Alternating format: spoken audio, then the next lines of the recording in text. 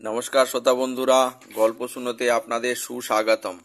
বন্ধুগণ, গোপাল ভাঁড়ের অনেক গল্পই হয়তো আপনারা শুনেছেন, কিন্তু আজকে যেই গল্পটি আমি এনেছি সেই রকম গল্প বা এই রকম বুদ্ধির কাহিনী গোপাল ভাঁড়ের আপনি কোনোদিনই শুনেননি হয়তো। এবার তাহলে শুনে নিন। কাহিনীটির নাম রানীমার মেলা দেখা। হঠাৎ গোপালের কিছু টাকার দরকার পড়ল। গোপাল মুশকিলে পড়ে গেল টাকার জন্য। কোথায় পাবে টাকা, সেই চিন্তা করতে লাগলো। রাজার কাছে চাইবার উপায় নেই, কারণ মাত্র 2-3 দিন আগে মহারাজ তাকে টাকা দিয়েছিলেন। এখন আর চাইলেই তো দেবেন না। রাজসভায় যেমন গোপালের আনাগোনা ছিল, ঠিক তেমনি অন্দরমহলেও আনাগোনা ছিল রানীমার কাছে। গোপাল মনে মনে একটি বুদ্ধি এঁটে মহারাজের অন্দরমহলে গিয়ে রানীমাকে প্রণাম করে বলল, রানীমা কেমন আছেন? রানীমা বললেন, ভালো। গোপাল, তুমি কেমন আছো? গোপাল বিনীতভাবে বললেন, ভালো আছি রানীমা। পাশের জেলায় মুসলমানদের খুব বড় মেলা বসেছে। মেলাটা দেখবার মতো। বহুদিন এ অঞ্চলে এরকম মেলা হয়নি। কাল থেকে মেলা বসবে। নানা দেশ থেকে নানা রকম আশ্চর্য জিনিস এসেছে। আপনি যদি দেখেন রানীমা, অবাক হয়ে যাবেন। আপনি যেতে চান? এই সুযোগ। আজ রওনা হলে কাল মেলা দেখতে পাবেন। গোপালের মুখে মেলার বর্ণনা শুনে রানী বললেন, গোপাল, আমি মেলা দেখতে যাব, আমায় নিয়ে যেতে পারবে তো?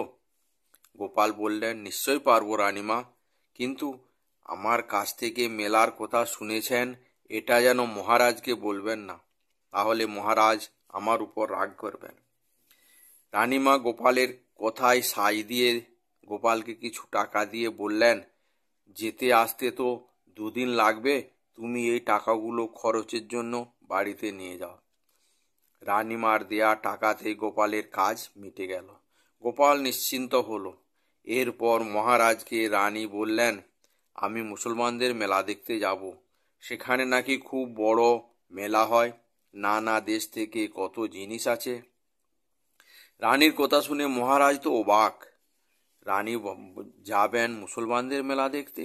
রানী বলে কথা, তিনি কি করে সাধারণ লোকের মতো মেলায় যাবেন?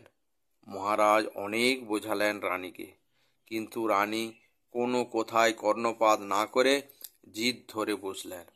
রাজা বিপদে পড়ে গোপালকে ডেকে পাঠালেন এবং সব কথা বললেন।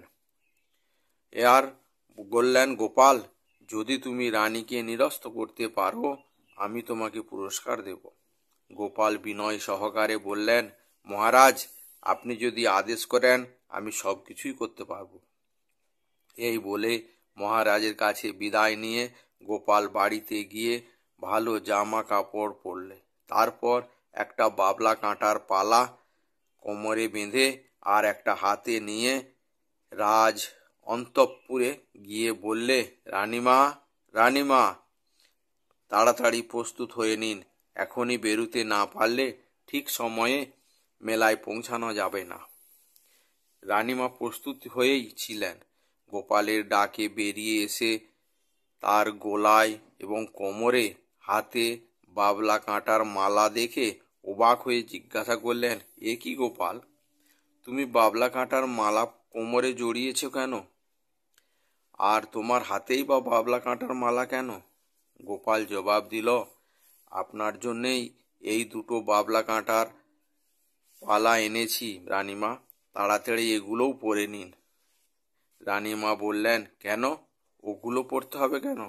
গোপাল বললে, মেলার ব্যাপার তো, অনেক লোকের ভিড়, যাতে কেউ গায়ে হাত না দিতে পারে বা কারো গায়ের সাথে ঠেকাঠেকি না হয়, তাই এই বাবলা কাঁটার মালা পরে এসেছি।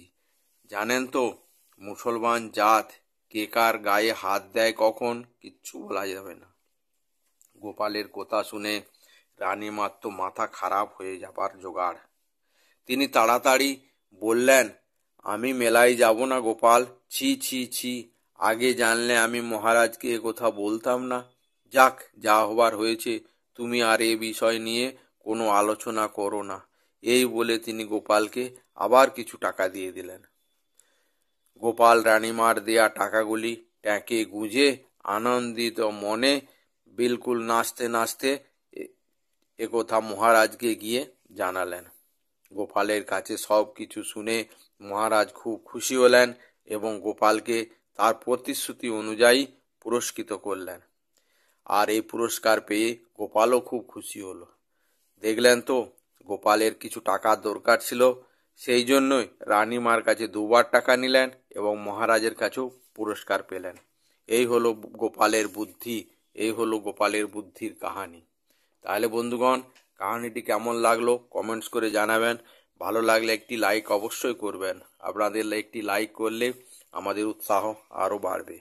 আর চ্যানেলটি যদি এখনও সাবস্ক্রাইব না করে থাকেন, তাহলে চ্যানেলটি সাবস্ক্রাইব করে বেল আইকনটি ক্লিক করুন, তাতে করে প্রত্যেকটি গল্পের নোটিফিকেশান সবার আগে আপনার কাছে পৌঁছে যাবে। আজকের গল্প এখানেই শেষ করছি। জয় হিন্দ, জয় ভারত।